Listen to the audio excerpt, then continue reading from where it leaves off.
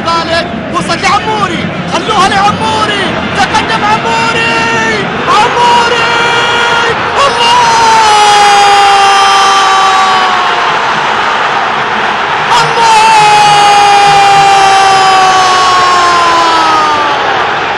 عموري الخيال، عموري المتعة، عموري مارادونا الخليج، عموري انت يا عموري والله يطول عمرك، عموري شو سويت يا عموري؟ جننتهم وجننتني يا عموري، متعتهم ومتعتني يا عموري، دوختهم ودوختني يا عموري، حتى العراقيين يصفقون لك، حتى العراقيين يصفقون لك. شو سويت؟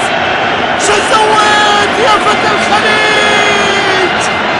شو سويت يا متعة الخليج؟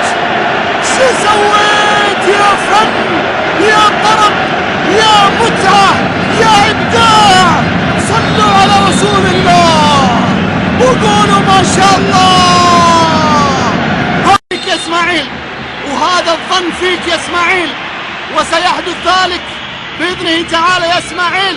ترى لمنتخب العراق هدف التعادل عن طريق يونس محمود بالقميص العراقي رقم 10.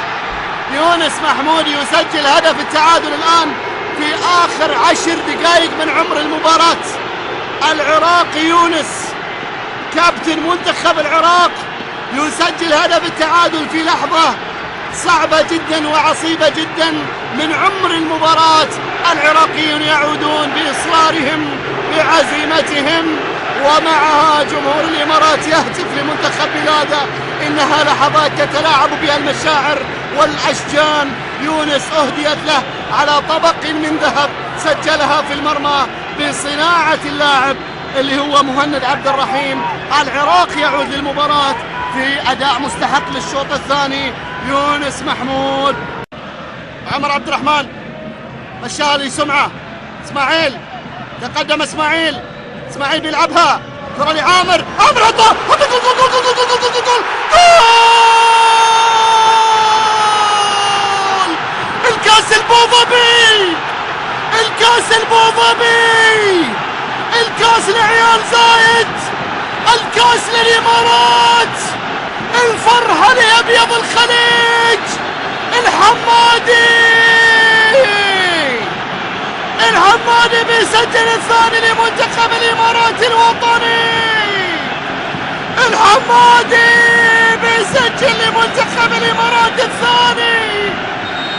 ثقتنا فيكم كبيرة وأملنا فيكم كثيرة، وهذه الكرة لأبيض الجزيرة، أبيض جزيرة العرب، منتخب الإمارات الوطني يتقدم بالهدف الثاني. والمنامة تتحرك، المنامة تتحرك.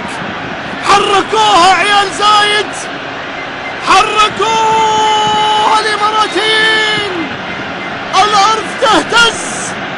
يتقدم منتخب الإمارات الوطني الآن بالهدف الثاني. ربع ساعة هي كفيلة